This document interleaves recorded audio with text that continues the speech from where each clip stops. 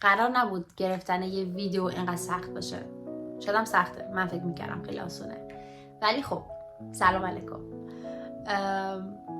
من آدم خجالتی نیستم، ولی وقتی که آدم ها میرن توی جمعی که هیچ کس نمیشناستش یه خورده اتته میفته. الان دقیقا من همونم و قول میدم توی ویدیوهای بعدی احساس چیز کنم، آشنایی بیشتری داشته باشم به اینجا.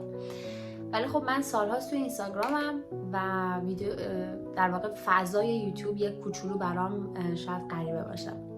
خب اول از همه برم خودم معرفی بکنم برای شمایی که منو نمیشناسید. من مهراجم، اسمم مهراجه و خیلی ها به خاطر اسمم فکر میکنن که پسرم، ولی خب دخترم. بعد دیگه جونم برات بگه که یادم رفت.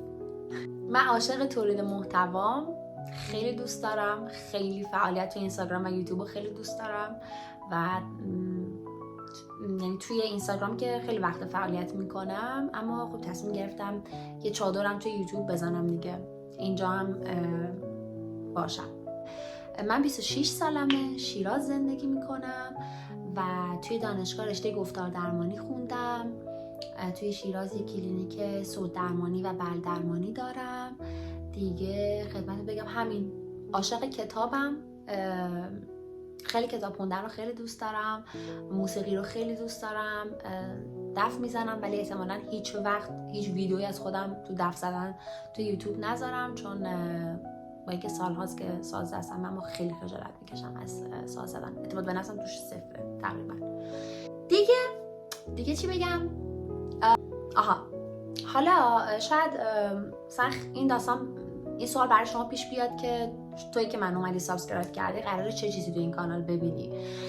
اینجا من اومدم اسمش رو گذاشتم مجزین، یک ترکیبی از مگزین به اضافه اسم خودم مهراج، یعنی مج مخففش که بشه مج. اومدم این دوتا رو با هم ترکیب کردم و گذاشتم مجزین که شبیه یک مجله باشه این کانال. و خب اینجا ممکنه که ما در مورد هر چیزی صحبت کنیم. در مورد کتاب قطعا حرف میزنیم، در مورد فیلم حرف میزنیم، با اینکه من خیلی آدم فیلم بازی نیستم ولی خب یه فیلم اگه دیدم میام در موردش اینجا میگم دیگه. در مورد مسائل مشترکی که ما هممون با هم دیگه داریم اینجا قطعا حرف میزنیم. و یکی از دلایلی که من یه سر زدم به یوتیوب و اومدم اینجا که یه سری ویدیو بذارم اینه که فضای اینستاگرام به تو اجازه نمیده که بخوای خیلی طولانی حرف بزنی در مورد یه سری موضوعات و بخوای بازش کنی، ولی خب اینجا تو این امکان رو داری. دوست دارم ولاگ بگیرم و قطعا میگیرم، براتون ولاگ میذارم و لابلای اون ولاگا و حالا صحنه هایی از روزم رو که بخوام نشون بدم دوست دارم با هم دیگه صحبت بکنیم دیگه. همین. میخواستم اینو بگم که چون من اینجا تازه کارم قطعا قرار کلی آزمون و خطا داشته باشم و یک مسیری رو طی بکنم تا بتونم ویدیوهای خیلی با کیفیت تر بسازم.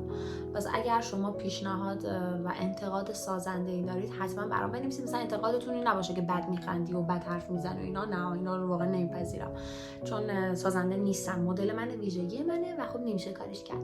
ولی لطفاً چیز کنید، به هم بگین چه چیزی به نظرتون جذابه، چه چیزی رو دوست دارید بیشتر ببینید که من بتونم راحت ترین راهو برم.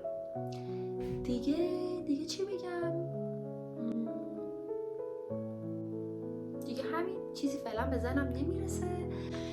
کلا خیلی دوست دارم که توی ویدیوهایی که قراره آپلود بکنم ببین کلا دوست دارم توی ویدیوهایی که قراره آپلود بکنم درباره تجربه هام بگم، تجربه هایی که من داشتم و ممکنه که برای خیلی از شمای دیگه هم پیش اومده باشه و خب این آگاهی از تجربه های همدیگه و به اشتراک گذاشتن تجربه ها از احساس تنهایی ما به نظرم خیلی میتونه کم بکنه دیگه. خیلی تاریخ دوست دارم، علاقه‌مندیم به تاریخ خیلی زیاده.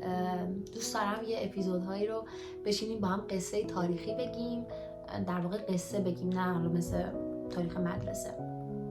خلاصه که امیدوارم بهمون خوش بگذره دیگه اینجا و همینا. امیدوارم که با هم دیگه کلی لذت ببریم و بهمون خوش بگذره. متشکرم.